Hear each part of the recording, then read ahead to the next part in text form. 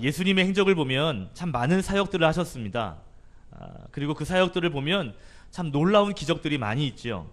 예를 들면 죽은 나사로를 살리신다든지, 또 병든 자들을 고쳐주신다든지, 앞을 보지 못하던 맹인이나 걷지 못하던 안진뱅이까지도 예수님께서는 고치신 역사가 있습니다. 뿐만 아니라 귀신 들리는 사람을 보시면 불쌍히 여기시고 귀신도 쫓아내시는 사역을 감당하시죠. 예수님이 사역하셨는데 그 사역 가운데 가장 많은 부분을, 또 가장 심혈을 기울이신 그러한 사역이 뭔가 하면 특별히 천국을 가르치시는 말씀 사역도 굉장히 심혈을 기울이셨습니다. 천국이 어떠한 곳인지, 천국은 이러하다라고 천국에 대한 소망을 가르쳐 주시기도 했죠. 이 밖에도 여러 가지 일들을 행하셨는데, 저는 특별히 저에게는 굉장히 인상적인 예수님의 사역이 있는데, 그 사역이 뭔가 하면 오늘 본문의 말씀처럼 제자를 삼으시는 일입니다. 오늘 말씀을 보시니까요, 오늘 예수님께서 어부를 불러서 예수님의 제자로 삼아주셨다라고 말씀하고 있습니다. 이 똑같은 배경의 말씀이 마태복음 4장에도 기록되어 있는데, 거기에 보면 이미 제자를 부르시기 그때 이미 많은 사람들이 예수님을 따르고 있었습니다. 그렇다면 예수님 주변에는 예수님의 제자가 될 수 있는 후보자들이 굉장히 많았을 거란 얘기죠. 그런데 그렇게 많은 사람들 가운데에서 예수님께서는요, 오늘 어부를 제자로 부르셨습니다. 어부를 불렀다라는 것은요, 그 주변 사람들 가운데 어부보다 더 똑똑한 사람이 있었을 것이고, 더 능력 있는 사람이 있었을 것인데도 불구하고 배우지 못한, 그리고 고기만 잡을 수 있는 이러한 사람을 예수님께서 제자로 불렀다라는 것이죠. 물고기 잡는 사람을 예수님의 제자 되게 했다라는 것입니다. 왜 예수님께서 어부를 제자로 불렀을까요? 제 생각에는 이런 생각이 들어요. 예수님께서 사역을 시작하시기 전에 아버지의 일을 도와 목수의 일을 도왔거든요. 그러면 예수님의 제자를 굳이 뽑으셔야 했다면 좀 같은 어떤 좀 그런 배경이 되는 목수를 뽑으시는 게 어부보다는 좀 더 쉽지 않았을까 생각이 됩니다. 그래도 좀 통하는 게 있지 않겠어요? 그런데 효과적이지 않게도 어부를 불렀다라는 것이죠. 특별히 이 스승의 수준은요, 제자의 수준과 아주 연관성이 있습니다. 그렇기 때문에 나랑 같이 있는, 나와 함께하는 그 제자를 선별하는 일은 어떻게 보면 굉장히 신중해야 되는 일인 것이죠. 여러분, 무식한 어부를 제자로 두고 그 제자들과 함께 전도를 한다, 사역을 한다 생각해 보면 주변에 있는 사람들이 예수님을 어떻게 보겠습니까? 아니, 소문 듣고 왔는데 제자들 보니까 저 사람도 별로 별 볼 일이 없어 보이겠구만, 이런 얘기가 나오지 않겠습니까?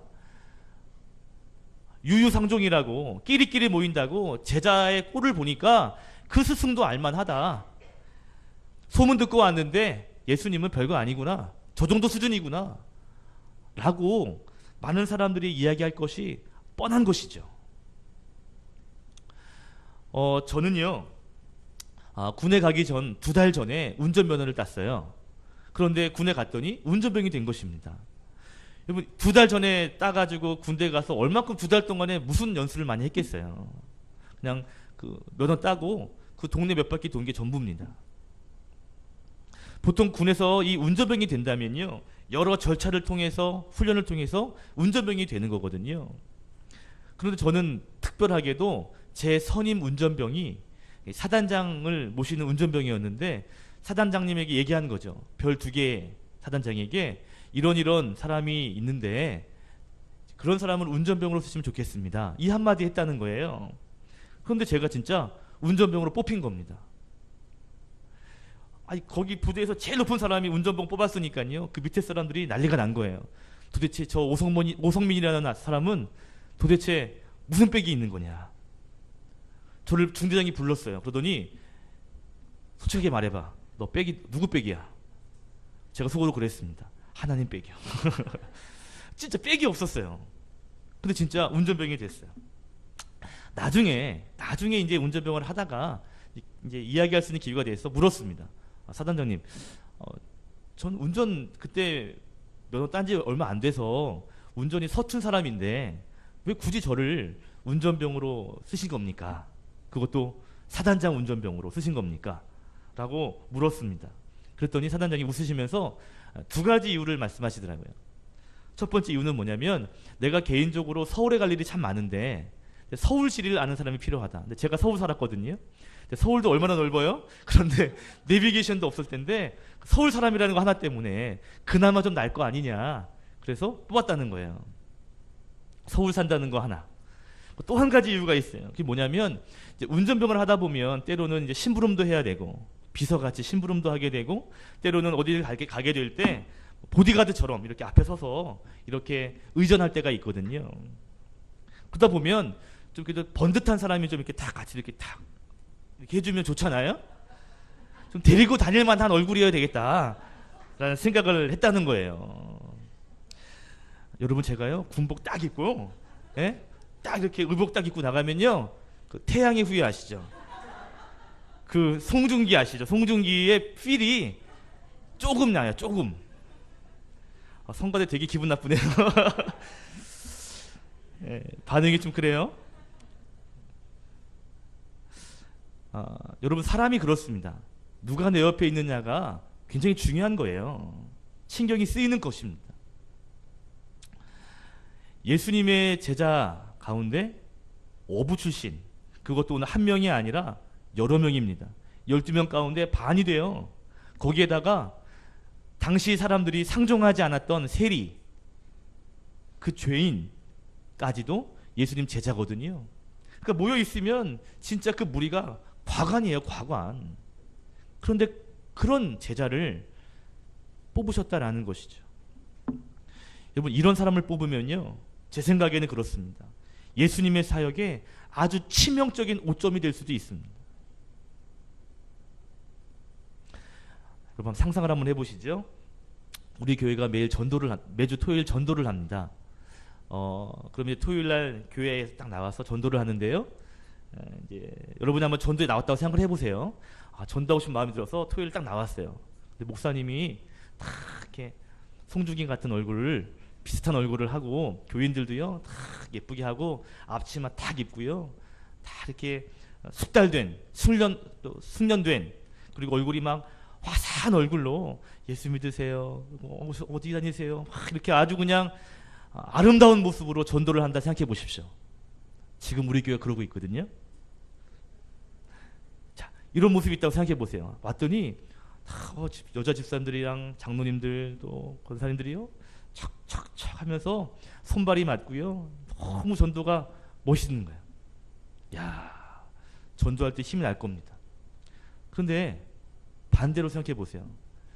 목사님 광고에서 한번 전도해야 되겠다 왔는데 목사님 막 까치집 져 있고 성도들을 막 꾀죄죄하고 시골 촌뜨기인지 누군지 모르게 가서 우왕좌왕 하는데 전도가 되겠나 싶은 마음이 들 수 있을 겁니다. 물론 전도라는 것이 하나님의 일이기 때문에 어떻게든 하나님의 일들이 아름답게 전해지겠지만 오늘 본문을 좀 이해하기 위해서 한번 상상해 보시는 거예요. 전도할 때 어떤 모습으로 전도하는 것이 더 도움이 되겠습니까? 내가 어떤 사람과 함께 일할 때 힘이 나겠습니까? 당연히 숙련되고 또 이쁘장하고 질서 있고 탁 나가는 모습이 더 은혜가 되지 않겠어요? 갔는데 막 오합지졸이에요. 어떻게 해야 돼요? 막 안 맞고 막 이래 보세요. 야, 이게 뭐냐 이러실 겁니다. 오늘 예수님께서 세련되지도 않고 아주 촌스러운 그러한 어부를, 또 배우지도 못한 그 어부를 예수님의 제자로 불러주십니다. 여러분, 예수님의 마음을 이해하실 수 있으시겠어요? 어쩌면 이런 낮은 수준의 제자를 옆에 두었다는 이유만으로 예수님의 이름과 명성에 먹칠하는 일들이 있을 수도 있습니다. 그런데 왜 예수님께서는 이런 제자를 세우시는 걸까? 오늘 어부를 예수님의 제자로 세워주시는 그 예수님의 마음을 제가 여러분과 느끼려고 하는 것입니다. 이 예수님의 마음, 이 마음을 이해하시려면 이런 질문을 한번 해봐야 합니다. 무슨 질문이냐면 이런 질문이에요. 이러한 어부들을 제자로 세운다면 그럼 예수님에게는 어떤 유익이 있겠는가? 예수님에게는 어떤 이익이 생길까? 생각해 봐야 합니다. 여러분, 예수님의 제자가 어부라면 어떤 유익이 있을까요? 아니, 물고기를 잡는 일과 사람을 낚는 일, 그러니까 사람을 전도하고 그 영혼을 살리는 일, 그 두 가지 일이 무슨 연관성이 있는 겁니까? 낚시를 잘하면 사람도 잘 낚습니까? 그냥 미끼리 그냥 낚시 확 던져가지고 그냥 끌어와요? 그물로 확 집어 써가지고 괴로 끌고 오면 되는 겁니까? 예수님께서 제자들에게 오늘 말씀하실 때 내가 너희를 사람 낚는 어부가 되게 하리라 라고 하셨거든요. 만약에 예수님이 광부를 제자로 부르셨다면 이렇게 얘기하실 겁니다. 내가 너희로 사람을 캐는 그런 광부가 되게 하리라. 만약에 농부였다면 내가 너희로 사람의 열매를 맺는 그런 농부가 되게 하리라. 아마 이렇게 말씀하셨을 겁니다. 오늘 어부니까 너 사람 낚는 어부가 되게 하겠다라고 하시는 거예요. 여러분 생각해 보십시오. 아니, 어부가 제자면 뭐가 도움이 될까요? 한 가지는 도움될 것 같아요. 한 가지. 뭐냐면 갈릴리 호수가 컸거든요. 그러니까 바다로 불릴 정도로. 그러니까 이쪽에서 저쪽으로 건너갈 때 그래도 배를 타고 어부질을 했으니까 배는 잘 먹고 아닙니까? 그럴 때는 좀 쓸 수 있지 않을까요?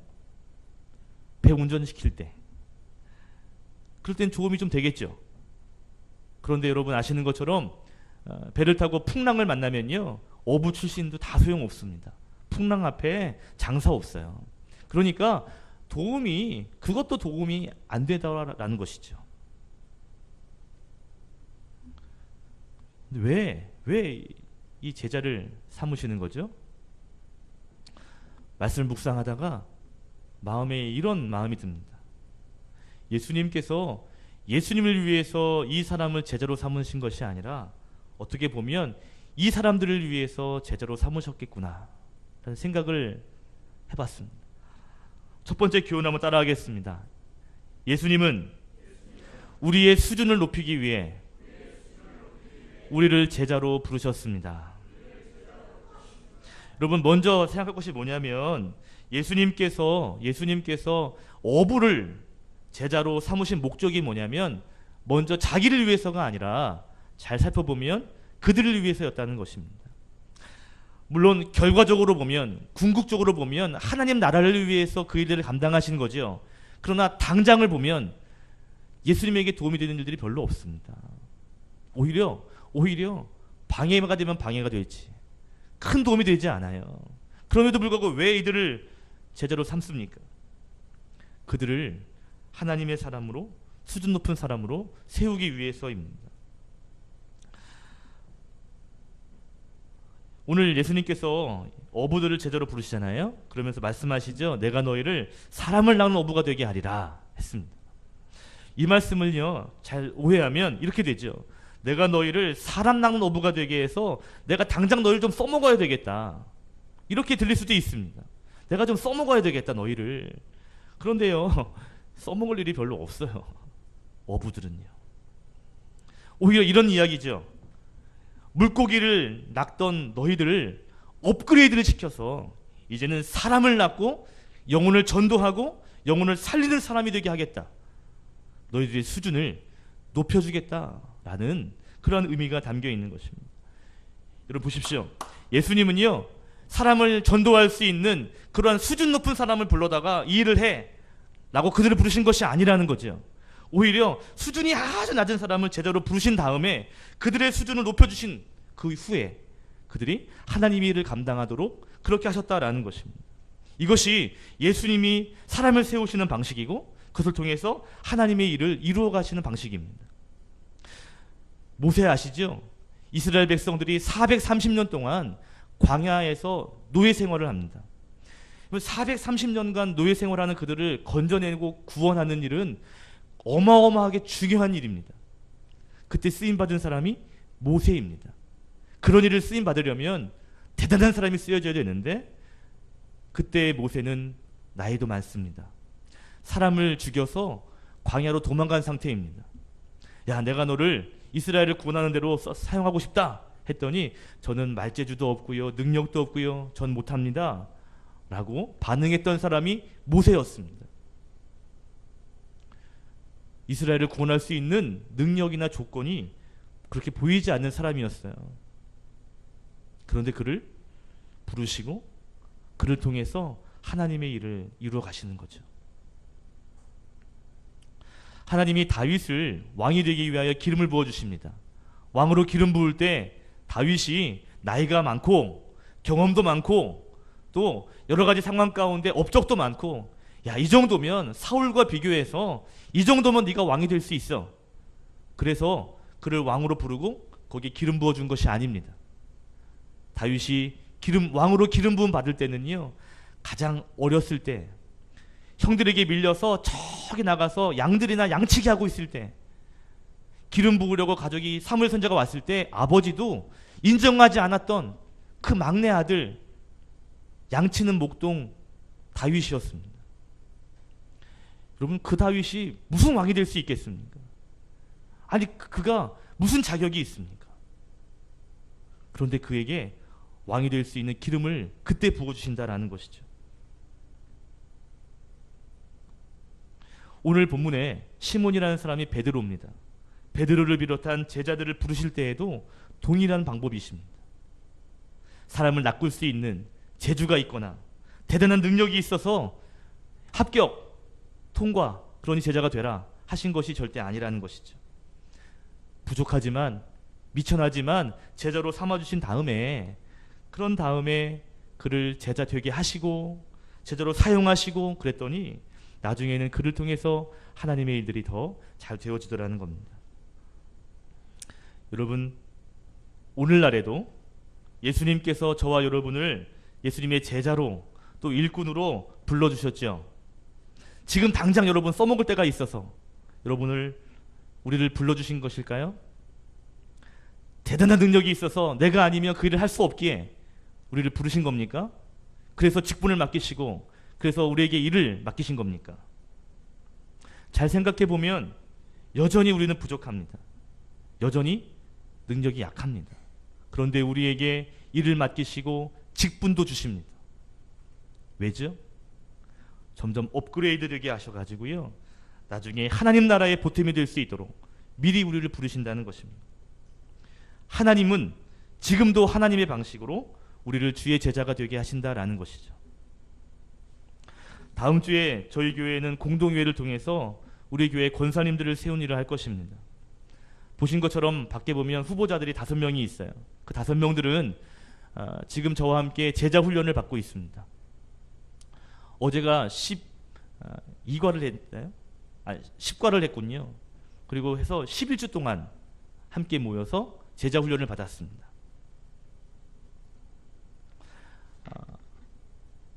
투표를 해야 되고 임직을 앞에 두고 여러 가지 이제 이야기를 하면서 어떤 분이 저에게 이런 얘기를 해요. 목사님, 저 같은 사람이 권사 후보가 될 자격이 있습니까? 저 같은 사람이 권사 후보가 되어서 그래서 권사가 된다면 이게 교회에 덕이 되지 않으면 어떡합니까? 이런 저에게 질문을 조심스럽게 하시더라고요. 여러분, 밖에 이렇게 5명의 후보자들은요, 사실 저희 교회가 시작되고 또 작고 어려움이 있을 때, 그럴 때 보탬이 되었던 그러한 집사님들입니다. 저에게 힘이 되고 어려운 일에 동참했던 분들이에요. 그런데 저는 그분들에게 이렇게 이야기했습니다. 교회에서 수고하고 봉사하고 작은 교회를 도왔다고 그 정도 했으니까 권세 후보가 된 것입니까? 아니요. 권사 후보 될 자격 없습니다. 능력이 충분해서 후보가 된 것이 아닙니다. 여전히 부족하지만 하나님이 세워주시는 거고요. 그래서 권사가 된 이후에 그것이 너무 감사해서 남은 생애를 하나님을 위해 수고하고 헌신하면서 하나님 기뻐하시는 그 직분을 감당하기 위하여 매일매일 헌신하며 살기로 하기 위해서 권사가 되는 겁니다. 라고 말씀드렸어요. 여러분, 우리에게 주신 직분, 우리에게 맡기신 사역, 내가 그 일을 잘할 수 있기 때문에 맡기신 걸까요? 물론 그런 부분이 없지는 않죠. 그러나 하나님의 은혜입니다. 그것을 맡기신 다음에 더 놀라운 것은요, 우리들이 더 신앙이 성장하게 될 것이고요, 업그레이드가 되어서 후에는 공동체에 큰 도움이 되는 그러한 사람이 될 것을 아시고 우리를 불러주신 것이죠. 여러분, 제가 저를 볼 때, 나 같은 사람이 목사로 세워지고 그리고 이러한 교회를 맡기신다 보면 너무 신기합니다. 제가 저를 볼 때 목회를 한다는 것이요, 때로는 신통방통해요. 너 참 신통방통하다. 목사가 될 자격이, 능력이 충분해서가 아니라는 것이죠. 지나가 보니까요, 목사가 되고 그리고 교회를 섬기고 그러다 보니까 나 같은 게 목사가 됐네. 내가 교회를 섬기고 있네. 하루하루 배워가고 하루하루 감사해하며 그 일들을 감당하는 것. 여러분, 제가 앞으로도 좋은 목사가 될 수 있도록 여러분 계속 기도해 주시기를 바랍니다. 아멘. 예수님께서 제자를, 어부인 제 사람들을 제자로 불렀어요. 그리고 써먹으려고, 당장 써먹기 위해서 불렀을까? 그것이 아닙니다. 업그레이드 시켰어요. 수준을 높게 하고요. 그런 다음에 주의 일을 더 감당할 수 있도록 하는 것이죠. 여러분, 사실 이러한 일들은요, 굉장히 불안해 보입니다. 그리고 더딘 일입니다. 너무너무 위험 요소가 많습니다. 그런데 놀랍게도 그 방법을 통해서 하나님의 이야기, 하나님의 사역들이 펼쳐져 가는 것이고 확장되어 가는 것이죠. 주님은 오늘도 저와 여러분을 주님의 제자로, 주님의 일꾼으로 부르셨습니다. 왜 우리를 부르셨을까요? 우리를 부리시기 위해서, 그래서 주님 호강하시려고요? 아닙니다.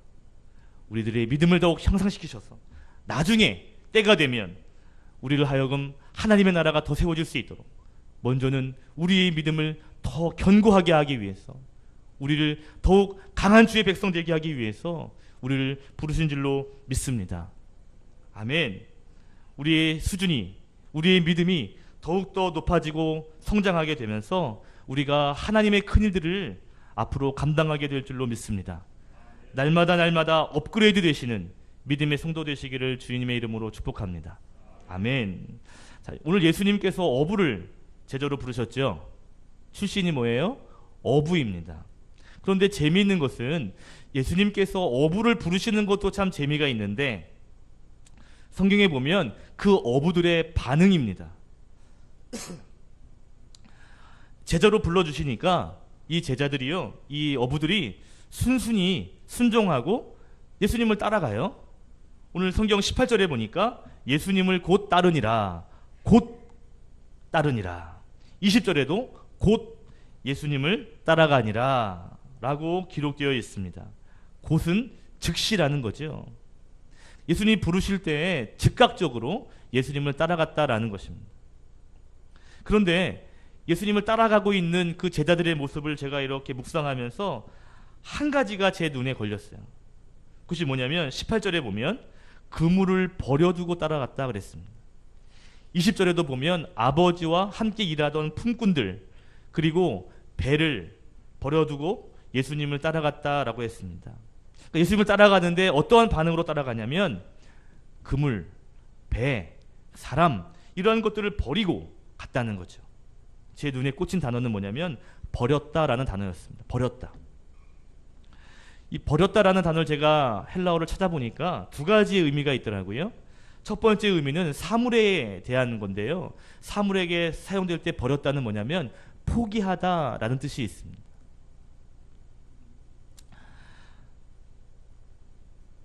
제자들이 배를 버리고 그물을 버렸다라는 것은 그것들을 포기했다는 것입니다. 즉 배에 대한, 그물에 대한 소유권을 포기하고요, 결국에는 어부에 대한 자기의 직업도 포기했다는 것이죠. 근데 이 버렸다는 단어가 사람에게 쓰이면 어떻게 되냐면 포기했다는 뜻도 있지만 돌려보내다, 또는 내가 그 사람을 떠나다, 그러니까 그 사람과 멀어지는 것이죠. 돌려보내거나 내가 그 사람을 떠나거나. 그러니까 아버지와 품꾼을 버렸다라는 의미는 그들에게서 떠났다, 멀어졌다라는 뜻도 해석될 수 있는 거죠. 예수님의 부름을 받은 제자들은요, 가지고 있던 것들을 포기합니다. 함께 했던 사람들을 떠나게 되죠. 이 두 가지의 의미, 포기하다와 떠났다의 의미의 공통점은 뭐냐면 포기하는 것입니다. 무언가를 포기하는 것이죠. 그럼 이런 질문을 할 수 있어요. 한평생 어부의 일을 했었는데 그런데 어떻게 한순간에 이렇게 그런 것들을 포기할 수 있을까? 한평생 중요하게 여겼던 그것들을 어떻게 포기하고 주님을 즉시로 따라갈 수 있었을까 하는 것이죠. 여러분, 이 질문의 대답이 우리가 예수님의 제자의 길을 걸어가는 굉장한 큰 핵심 열쇠가 됩니다. 어떻게 포기할 수 있었을까요? 아니, 어떻게 배와 그물, 사람들을 포기하고 주님께 갈 수 있는 걸까요? 그것은요, 가치에 대한 변화가 있었기 때문에 그렇습니다. 이게 굉장히 중요합니다. 가치 변화. 오늘 두 번째 교훈을 따라하겠습니다. 예수님을 따르는 제자에게는 가치의 변화가 있어야 합니다. 예수님을 따르려면요, 가치에 대한 변화가 있어야 됩니다. 무슨 말이냐면 예수님의 제자가 되기 위해서는요, 능력이, 실력이 필요한 게 아니라 사실 변화와 순종이 필요합니다. 여러분, 예수님에 대한 가치, 땅과 하늘에 대한 이 가치가 바뀌지 않으면 주님을 따를 수 없어요. 다시 말하면 내가 가지고 있었던 그 배와 그물, 그 세상의 것들을 더 귀하게 여기면 절대로 주님을 따라갈 수 없습니다. 그런데 내가 가지고 있는 이 세상에 있는 것보다 주님을 따라가는 그 하늘나라의 가치가 더 크게 와닿으면요, 그러한 것들을 포기할 수 있습니다. 더 크기 때문에, 더 귀하기 때문이죠. 땅에 있는 것이 아니라 하늘나라에 대한 가치를 내가 깨달아야, 알 때, 그럴 때 우리의 삶은 주님을 따르는 변화가 일어날 수 있는 것입니다. 다시 말하면 우리에게 있는 이 가치 구조가 있거든요. 무엇을 중요하게 여기는지, 이 가치 체계, 이 틀이 있는데 이 틀이 바뀌어야 됩니다. 완전히 바뀌어야 돼요. 아브라함의 조카 롯이 있는데요, 롯이 소돔과 고모라 땅에 거주하게 됩니다. 얼마나 그 땅이 아름다웠던 땅인지, 그 땅은 에덴 동산과 비교할 땅이었습니다. 너무너무 좋은 땅이에요. 그런데 그 땅의 사람들이 너무 악했습니다. 하나님은 소돔과 고모라 땅을 멸하시죠. 그때 천사를 보내서 롯의 가정을 구원하십니다. 그때 명령하죠.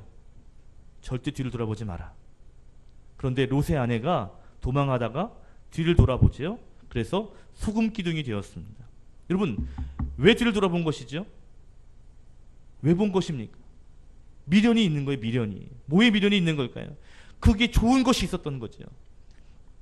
거기에 얼마나 좋고 귀한 것들이 많았던 곳인데 거기가 멸망하는 것에 대한 미련이요. 미련.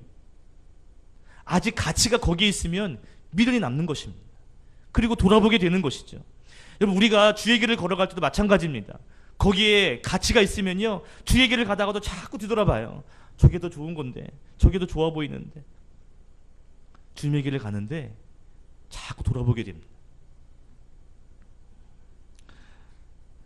우리가 천국 갈 사람들 아닙니까? 할렐루야. 우리는 천국 갈 사람들이죠.